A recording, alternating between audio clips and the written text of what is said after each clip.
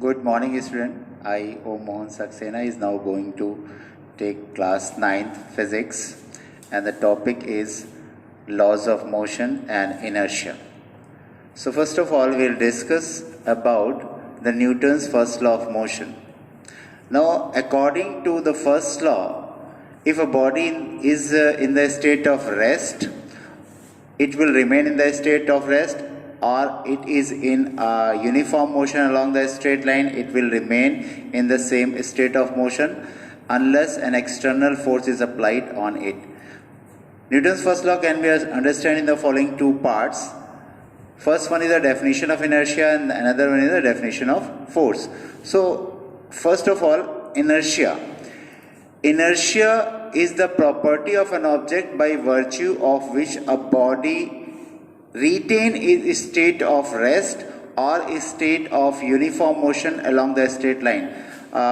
Here I am going to specify, you should not tell only the state of motion, but you should specify the state of motion along the straight line with a uniform velocity, or you can say with a uniform speed.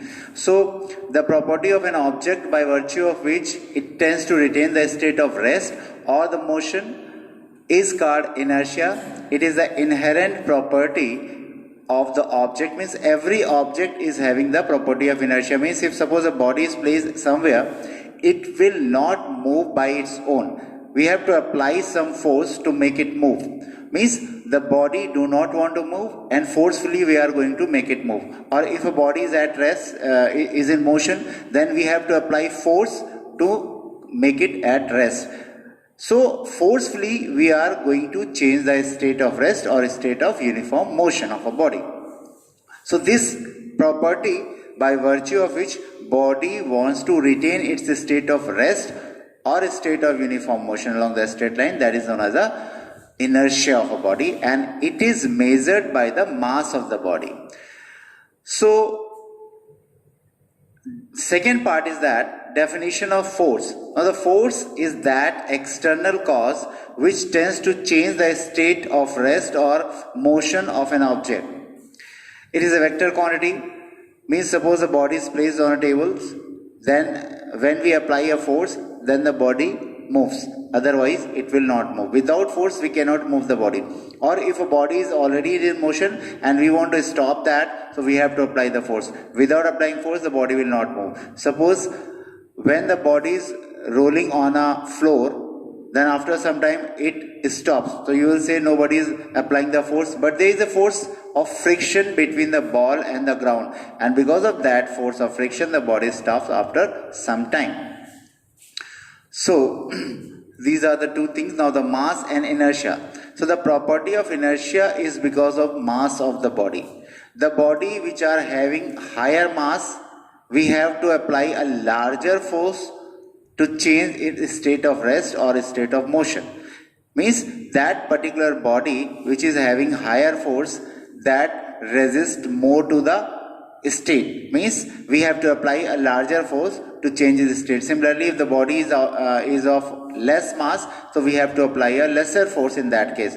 So the inertia is measured by the mass. Greater the mass, greater the inertia, and less the mass, less is the inertia.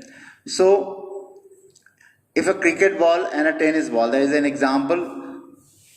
If we apply the equal force on both the balls, then naturally the tennis ball will move with a greater velocity in comparison to the cricket ball, because the mass of the cricket ball is more in comparison to tennis, so we have to apply a larger force to have the same velocity in both the ball. But if we apply the same force, then since the tennis ball is lighter, so its velocity will be more. But when the two balls are moving with the same velocity, then we have to apply a larger force to the cricket ball to make it stop in comparison to the tennis ball, because since the mass of cricket ball is more, so the inertia of cricket is more, and that's why it opposes its state of rest or motion more. So we have to apply the more force, either by applying the force to moving body making at rest, or if it is at rest, then we have to make it move, we have to apply larger force in comparison to the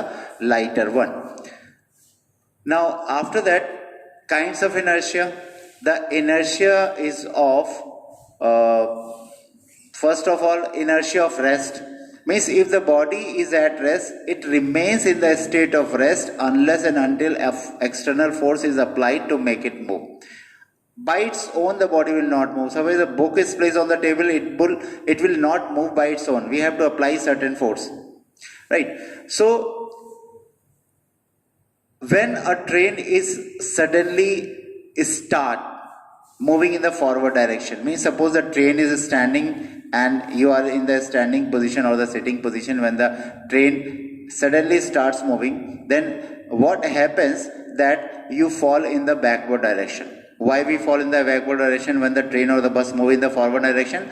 Because when we are at the rest, our whole body is at rest.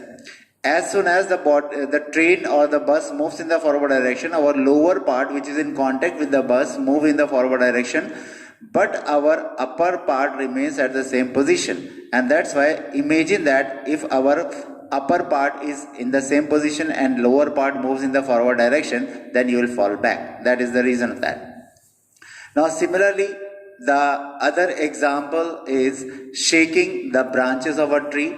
The fruits fall down, because when the stem of the tree are shaken, they come in the motion, while the fruits, due to the inertia, remain in the state of rest, and thus the massive and weakly attached from branches, with the fruits which are bigger one and they are weakly attached, they falls down due to the gravity. Now the inertia of motion. If a body is in a state of uniform motion along the straight line, it will remain in the state of motion unless and until an external force is applied. Means the body does not want to change its state of motion. So that is known as the inertia of motion. Now the example is same, that suppose in the case of bus, suppose the bus is moving and you are standing in there and suddenly the bus stops. So what happens? When the bus stops, you fall in the forward direction. Why? Because when the bus is moving, your whole body is in motion. And as soon as the brake is applied and the bus stops, your lower part comes at rest, but upper part is still in motion. So imagine the condition when your lower part at rest and upper part is still moving, then you will fall in the forward direction. Similarly, a cyclist riding along a level road does not come to the rest immediately after he stops paddling. Means sometimes what happens when you are bicycling, sometimes you stop paddling and the bicycle by its own it moving. It doesn't mean that when you stop paddling, the bicycle stops at that very moment. This is because of the inertia of motion. The bicycle moves in the forward direction even when you are not paddling the bicycle. Now when a running car stops suddenly, the passenger tends to lean, that we have already discussed. Now, so this was the topic of inertia which we have discussed today. On the next turn, we will discuss the next chapter. Thank you. Have a nice day.